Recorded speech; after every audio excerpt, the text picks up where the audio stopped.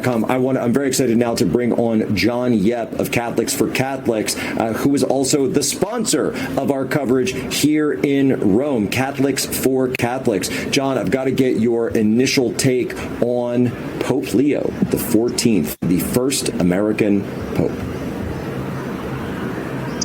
I wish it was Pope Leo XIII, but it's 14th, right? So it's he's obviously chosen the name in to maybe in some capacity mimic the very traditional pontificate of Pope Leo XIII. So that's a good thing going for him. We're grateful to see that. I mean, Jack, you and I were both in the square.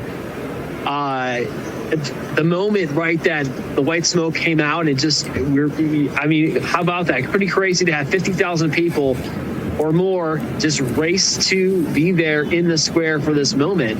And for me, John, personally, by the way, something that occurs to me about Pope Leo XIII.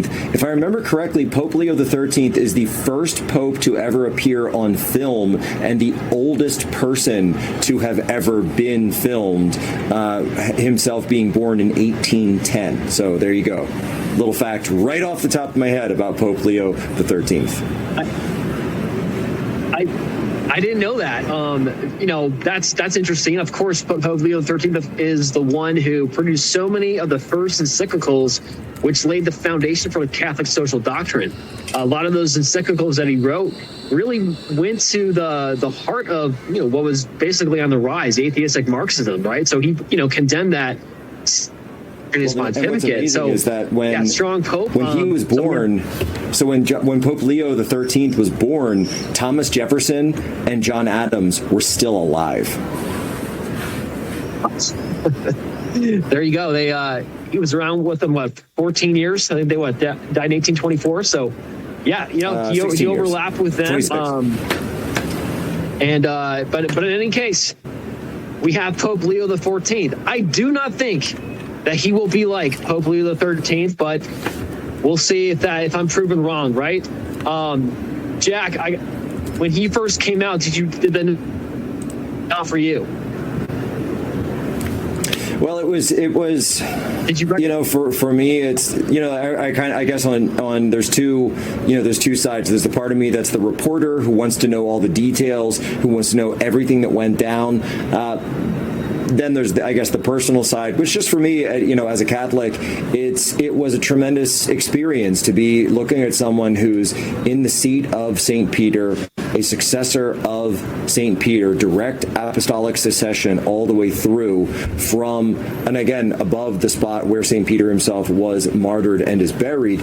And that is just something, and you and I were saying earlier on the Charlie Kirk show, just a surreal moment that I never thought I would experience in my life, having been a kid who grew up in a working class area in the Archdiocese of Philadelphia, to be looking at the Pope on his very first public address years later. Just something I never ever saw happening. 1 minute to the break, though, John, we've seen a lot of these tweets up there. Is this an anti-Trump Pope? Hard to say. Yes, he did go, after J.D. Vance a little bit there early on. He also has retweeted some of the George Floyd things earlier on, but I don't want to write someone off. I wouldn't want someone to write me off just based on tweets alone, right? It's not exactly fair. So we'll see how he shapes out. But, I'm still just currently at the moment kind of caught up in the moment of what it was like, I'm a Catholic too, of having our spiritual father promise to us in John chapter 21, when Christ asked Peter to shepherd his sheep. We've seen that line of succession up until the present day, and we're living that now in this moment. So quick break. We'll be right back, folks, here. Jack Posobiec live in Rome.